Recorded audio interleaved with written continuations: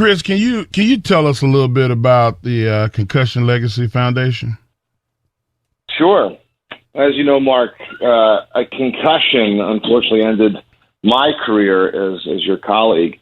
And as I was trying to get better, I realized that what we were talking about in terms of concussions back in 2003 was all wrong. That the medical literature was pretty clear that concussions were far more serious than we treated them. And so the foundation sort of came out of my journey to say, hey, we could do this better, and we can protect the brains of athletes better. And more athletes want to throw away their careers like I did, essentially out of ignorance. And so we've been around for 11 years. We're really well known for building the world's largest CTE brain bank in partnership with Boston University and the VA. And now we're advocates for creating safer sports and trying to help, develop a cure for this disease, CTE. Well, I know for a fact that, being a supporter and somebody that's close to you, we talked about the Team Up, Speak Up. Give us a little enlightenment on Team Up, Speak Up. Sure, and we're very proud to have you on our National Advisory Board, so thank you for your service. Team Up, Speak Up is a program that's meant to solve the problem that we don't diagnose most concussions that occur. And most former athletes listening would remember that there are times when you're hitting the head and you're in the heat of battle, and you don't either realize you're hurt or you succumb to the pressure of trying to stay in. And so one of the big problems that we have, especially with youth sports, is about 1 in 5 concussions are diagnosed. And one of the problems with that is that as we teach athletes and educate athletes on concussions, we're saying, hey, when you're hurt, raise your hand and pull yourself out. And we know that's not always a winning strategy, because when you have a brain injury, it's hard to realize that you have a brain injury because your brain's not working right. And one solution that we haven't been doing is training teammates to look out for each other and training teammates to know that if you think your teammate has a concussion, it's your job to speak up and tell the coach, because that athlete needs your help at that moment. And so it was actually inspired by a speech that I found buried in the diary of the Harvard football coach from 1905. And when I go around the country talking about it, it's a speech that seems like no one has heard for the last 100 years. But we're bringing it back, and it's been great that we're right now in the middle of Team Up Speak Up Week with U.S. Lacrosse. USA Rugby and USA Hockey have also partnered for Team Up Speak Up Week, so hopefully your kids are getting this speech from their coach. But if they're not, sign up at teamupspeakup.org and get your sports program enrolled, because it's an essential message. You started talking about speeches, and, you're a Mr. TED Talk. You are all over the place. Has there been one speech that you felt like you touched the people that you're trying to touch the most? Well, I'm up to nearly 400 speeches. And, I actually, I spoke to a sold-out audience at the Lowell Arena, 6,000 people. I've been living a dream, replacing my missing wrestling to speaking to large audiences. But I think you're right that my TED Talk that's now been seen by over 1 million people, that talks about how we started the brain bank and why I'm always asking athletes to pledge their brain to our research. That one has probably touched the most people and led to people reaching out constantly, offering to help. Well, we'll talk about the brain bank in just a second. The thing that I wanted to ask you, did you hear about Rob Van Dam's documentary? And he stated that he had over 100 concussions. Is that something that's common? Because I don't know if I've ever heard anyone say that they've had or even been diagnosed with over 100. So that's a great question. And that statement is built off of our shifting understanding of what a concussion is. So nobody's ever been diagnosed with 100 concussions, but people do get diagnosed, with 10 or 20 before people make you stop.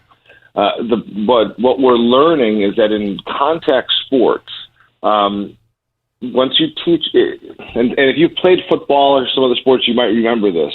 Those things we used to call dings and bell ringers, when you get hit in the head and you go fuzzy for a little bit, or you can't remember something for a little bit, or for me, the sky would go orange, and even if it lasts only 30 seconds, by definition, that's a concussion. But those are concussions that we've never called concussions before and just kept playing through them. Basically, any alteration in brain function after a hit to the head is considered a concussion.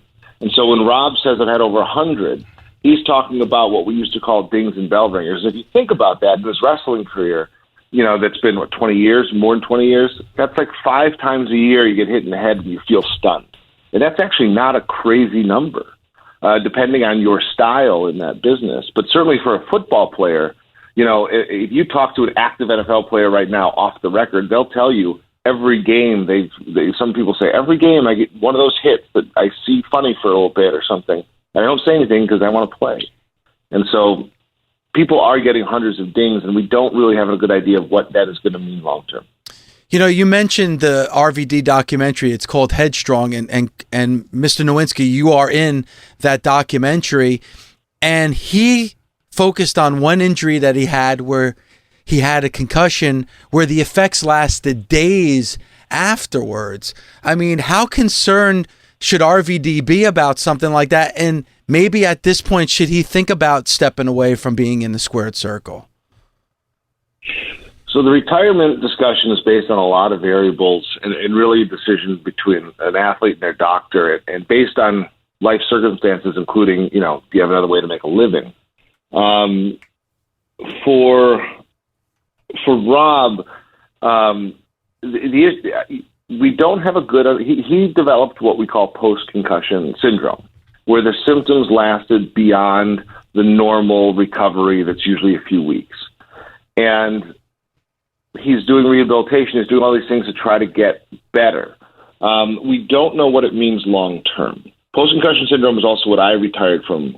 That was, for some reason, I just did not get back to 100% function after that concussion.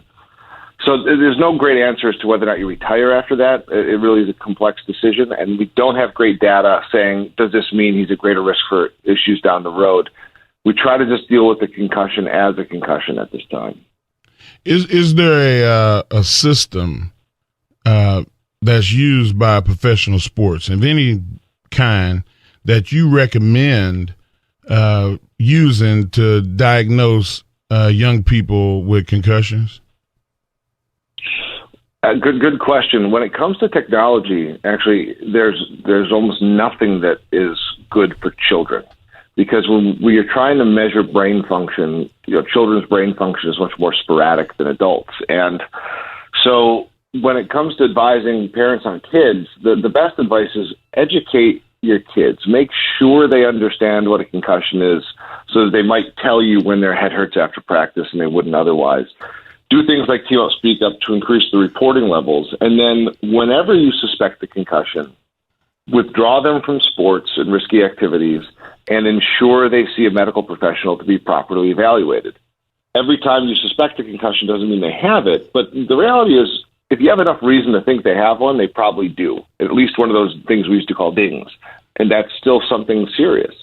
So make sure that you get your kid to a medical professional, usually a doctor, to help you try to figure this out, because it's no big deal if they miss a week of sports, but it's a huge deal if they go back too soon from a concussion, and it could cause that post-concussion syndrome that might lead them to missing time in school and maybe having to change the sport they play. So we were talking about the brain bank, and we made reference to that earlier, and we have an announcement to make about the brain bank. But can you give our listeners a little education on what that is? Sure. So one of the things that we realized early on was that to understand a disease like chronic traumatic encephalopathy, we can't yet diagnose it in living people because we haven't really, medical science ignored the disease. And so to build the basic understanding of what is this disease, it's sort of like Alzheimer's, but not really. What's the way to understand it? And the best way to understand it is to actually study the brain after someone's passed away, so you can really understand on a cellular level what's happened. And so we partnered with Boston University and the VA back in 2008 and said, we're going to build the biggest athlete, military veteran, brain trauma brain bank we can. And we actually just got our 700th brain donation, which is quite incredible. And we're constantly signing athletes up to pledge to donate their brains so we can also recruit them to studies while they're alive so we can keep building up our knowledge of this.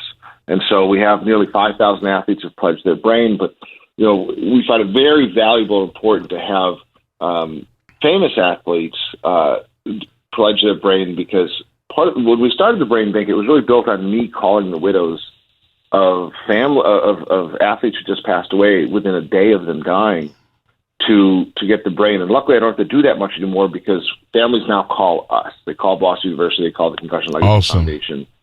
Yeah. So we're constantly promoting brain donation. And so, every time I talk to a famous athlete, I always ask, will you pledge your brain? And so, Mark Henry, as you know, I've always wanted to have you as one of our pledges because of who you are and what you've done in the Olympics and professional wrestling. And so, what are you thinking? So you do realize, like I told you the first time, and this is always a serious conversation, but I always take it to being stupid, as I most times do. I was like, make sure that you erase my history. Because when you get my brain, brother, life is going to change. No, but I definitely want to go on record as saying I am donating my brain to the brain bank. And I hope that something good can come out of y'all having my brain. Maybe it'll help with figuring out how things work in the future. That'll be benefiting my kids and everybody else's kids. I know you have a beautiful young baby girl, and we always want the future to be better for our families and your families. Speaking of the fans out there that have kids that are playing sports, and some of you parents, you weekend warriors, like you get a ding, like get some help. Right. Well, it's awesome to hear, Mark. We're so awesome. Honored by your pledge. Thank you. Thank you. I've been recruiting you for years, and we're honored, and that pledge does mean a lot. It'll really help advance the field. And I hope that people realize that this is something that is not weird. But what would be hard, I think, would be like what you just said. Like, after somebody newly passed away, it's hard to go and say to their spouse, can I have their brain for science? Or, some people don't believe in the donor cards and putting it on the driver's license and so forth. I am a donor. I don't have a problem. I hope that I could help somebody live if something tragically happened to me. And this is another way that I'll be able to give back after I'm gone.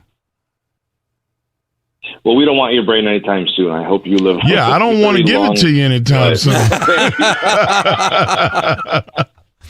But you made the good point. I